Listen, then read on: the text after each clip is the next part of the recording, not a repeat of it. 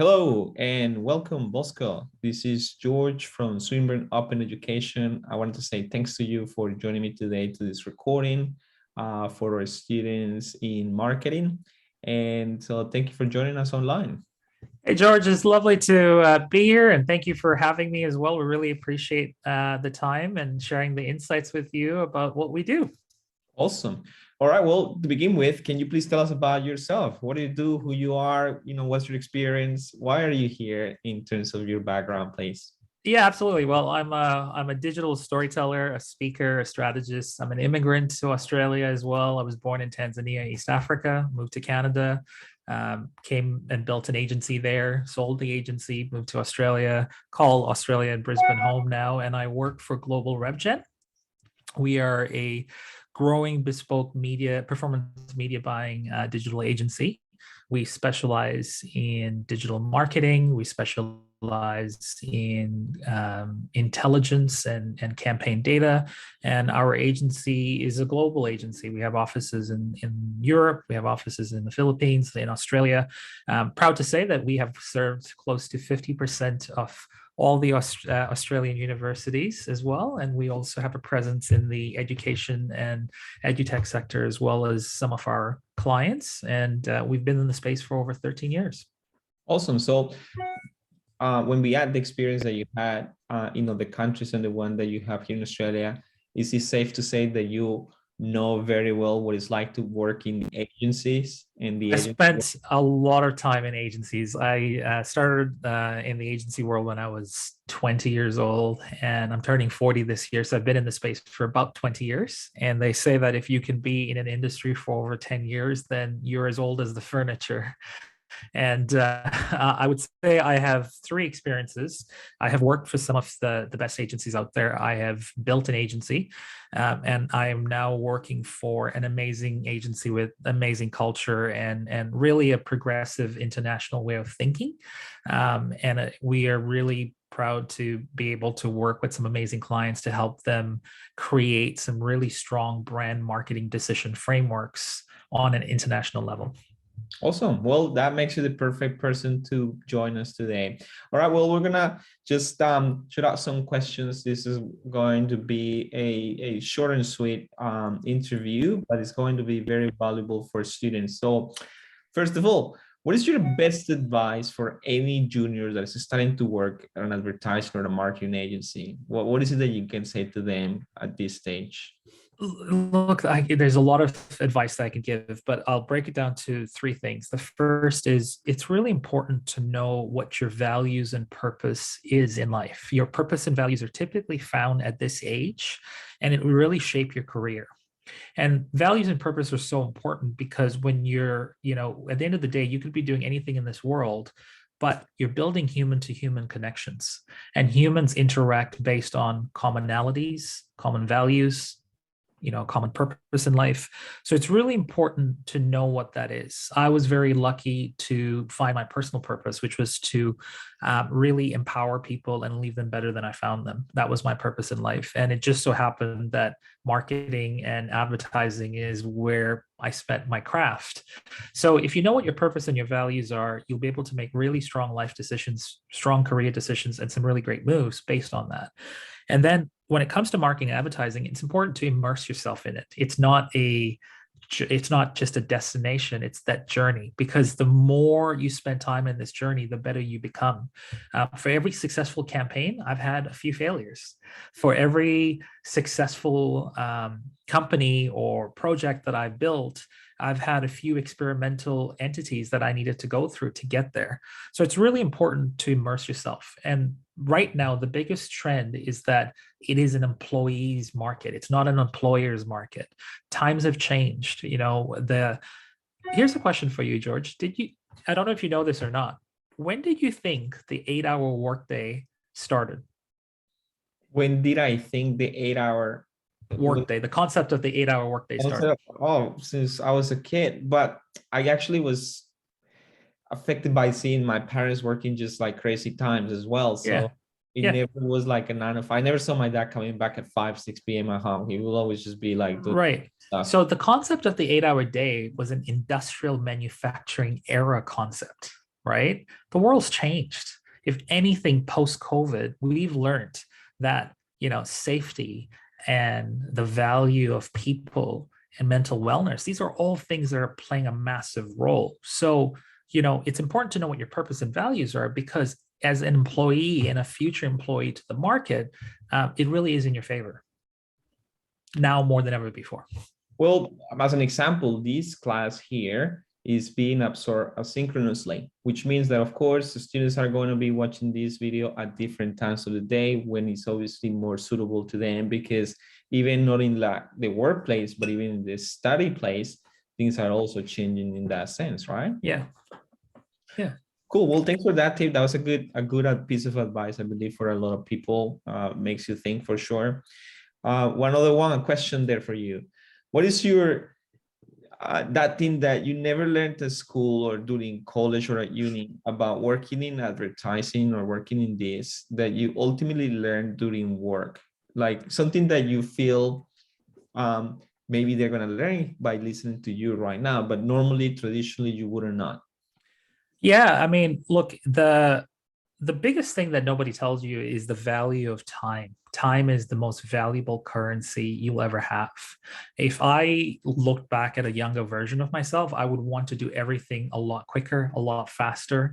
And I would really embrace education, and I'd really embrace the power of education as well. The second thing for me was the tribe of influencers, and the value of relationships is so important now than ever before. You're not just building relationships with the people that you work with, you're building relationships with decision makers. And so the value of that and how you show up authentically is so important. I did a TED Talk in 2016, and it's still relevant today. And it was how to discover life with purpose and live it, and I'm happy to say that the TED Talk has had, just this week, hit 1 million views on YouTube. And people still message me today in different walks of life, not just in marketing, advertising, and they say, I'm still trying to figure out what my purpose is. So, these are the things that you don't learn necessarily, at least for me in Tanzania, in East Africa, and in Canada, when I was doing my education, there was a lot of practical life value skills. But when it came to the actual roadmap of life, I had to figure it out the hard way. Okay. Well, I think we all do, don't we? Yeah, absolutely. Absolutely. Cool. Well, you mentioned before, how you work for agencies, bill agencies, and all of that. But tell me about the typical roles you normally have in an agency, understanding that actually times have changed for sure. Yeah. And a world Yeah. that existed maybe 20 years ago no longer exists. Yep. And I'm talking about, for instance, how you had like your copywriters and your creatives and your media people. Yeah. Like, Yeah. tell me about any of those that you think are obviously more current and what they Yeah. should do, for instance, in the agency that you're working with now. Yeah. So with the agencies, you'll hear the term pillars. What are the pillars of an agency? And you can break them down across macro or micro. And I'll give you a bit of both. So on a macro level, you'll have comms, branding, marketing, you'll have digital, you'll have storytelling, you'll have tech, you'll have consultancy as well. And then into those macros, you'll have a breakdown of certain things. So you'll have things like strategy and advocacy, reputation management, PR, execution, digital advertising, creative content, copywriting.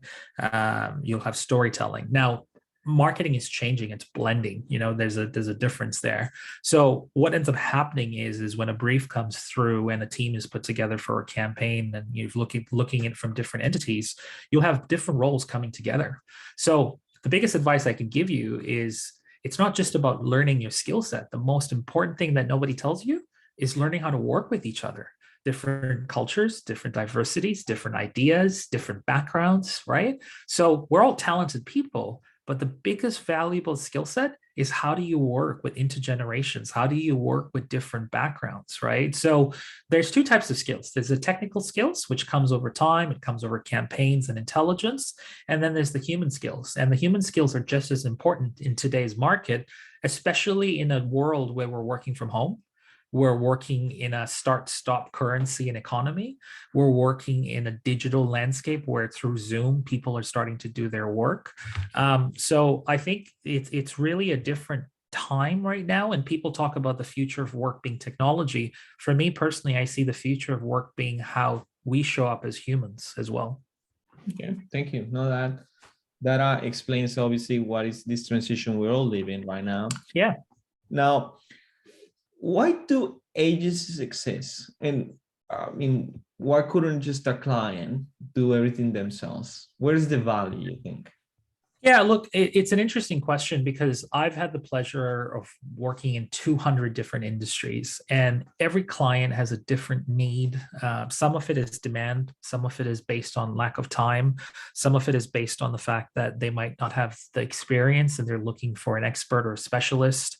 You have agencies that are generalists and you have agencies that are specialists, and then you have people that are looking for an experience or problem. Ultimately, demand is broken down by what is the problem you're trying to solve.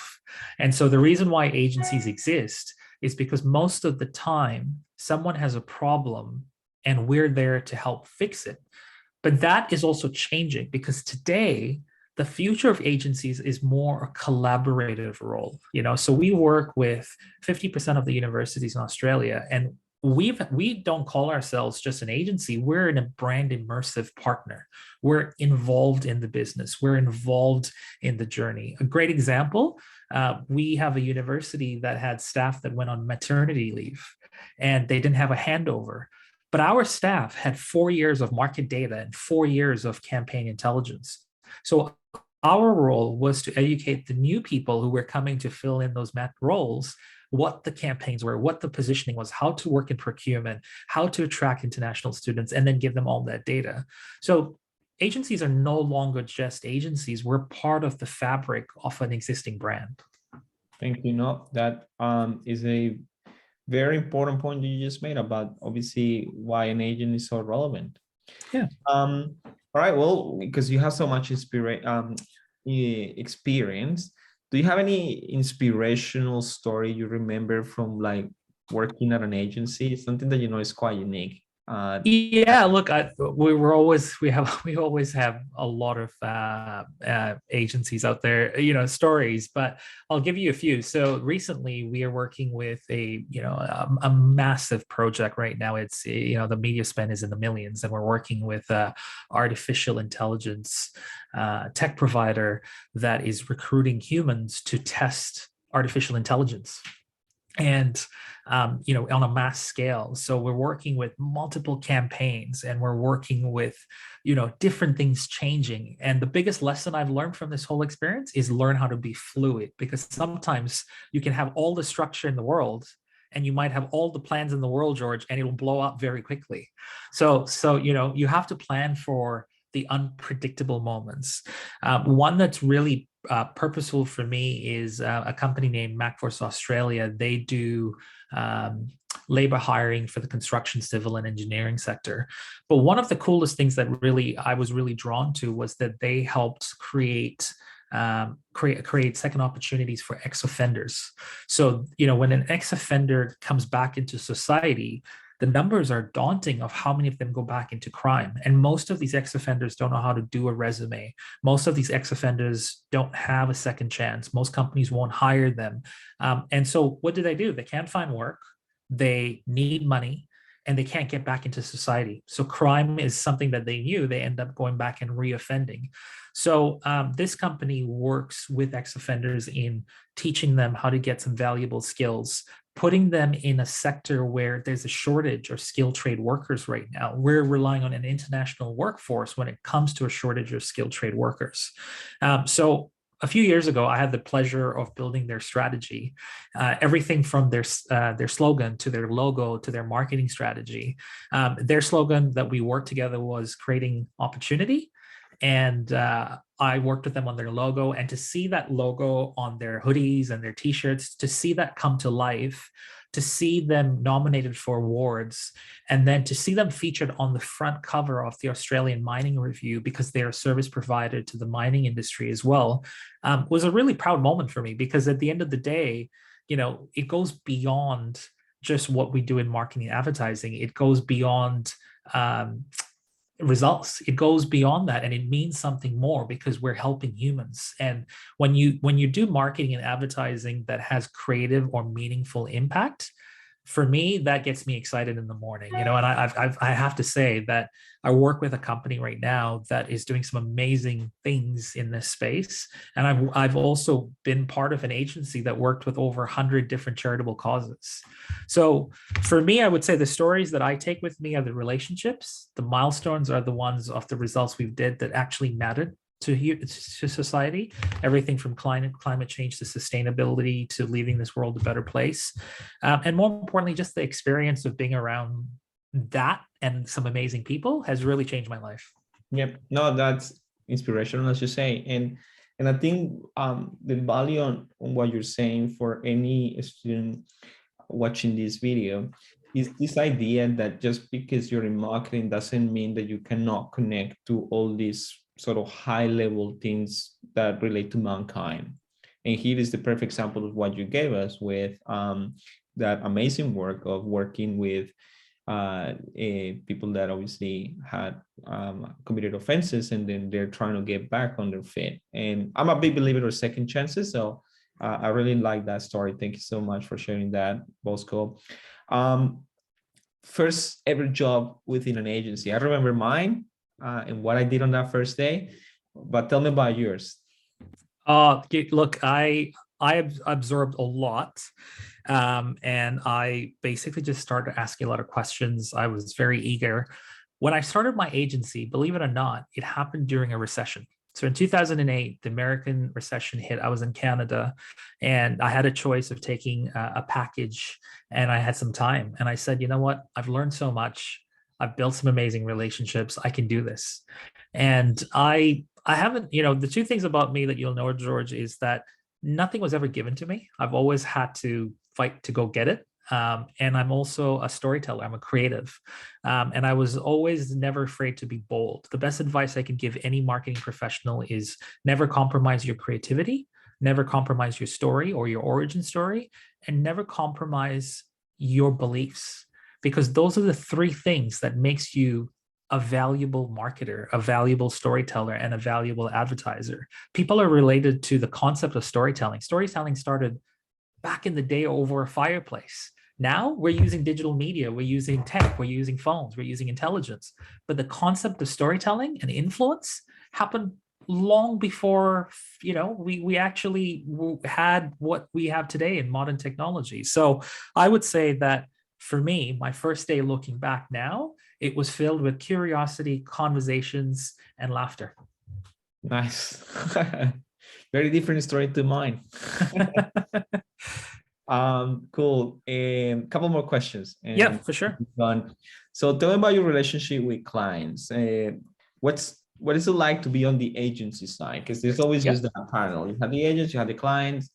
Being on that side of the fence, what's that like? Yeah, look, most people will say, we're in a B2B or B2G or B2C, which is business to government, business to consumer, or business to business. I call it an H2H, which is a human to human level, both on an agency and on a client level. And here's why it's so important. If someone ever reads the Edelman report, and Edelman is an agency that comes out with a barometer in Australia, it's a free report that you can download. In 2022, trust was one of the biggest sentiments in the world post-pandemic. People weren't trusting leaders, people weren't trusting the media, people weren't trusting professionals. So right now we're in an era of trust, we're in an era of authenticity and talent and awareness and relationships. And those are the critical foundations for an agency and for a consumer. You can't have a meeting or a work in progress call without human connection. And I look at simple things, eye contact. Is it surface level conversation about the weather? Is it something where you'll have a nice to have conversation and then forget about that person? Or would you think about them on their birthday? Would you actually go above and beyond? So for me, the best advice I can give any marketing professional is being prepared, being professional, and being authentic are some of the most important skills in this industry to build trust, and just being honest, and that is where we are in this age. And I think that that's the most important thing to take to the market. Thank you. No, great tip. And last but not least, Is there anything that you think is not good about working with an agency? Yeah, look, there's a shift. I don't know if you've ever watched the TV show Mad Men. It's Actually, it's featured in this course as well. yeah. So Mad Men is an interesting concept. It's a 60s, 70s era of advertising, right? And it's old school. And if anyone's never watched it, it's definitely worth watching it, because it's almost a parody of what agencies were back in the day. And we are changing that level of agency mindsets. We are in an era now where we're looking at inclusion, diversity, equality as really meaningful things. But I believe, if I'm a betting man, that psychological safety in the workplace and wellness are going to be the two founding triggers for the future workforce. Now, why is this important? Because in an agency world, it's okay to glorify working so hard. It's okay to glorify working a 10-hour day, but being paid for 7 or 8 hours. It's okay for you to take work home and work on the weekends to try to meet a deadline that is fictitious, that was invented by someone that doesn't care about humans.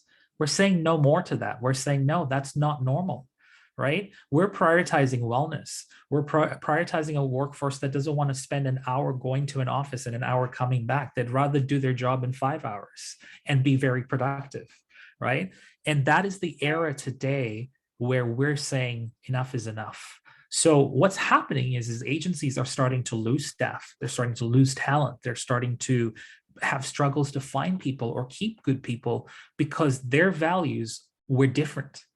And that's why it's really important to know what your purpose and your values are, because if you know what your purpose and values are, you can pick your friends, you can pick your work colleagues, you can pick your relationships based on that alignment, right?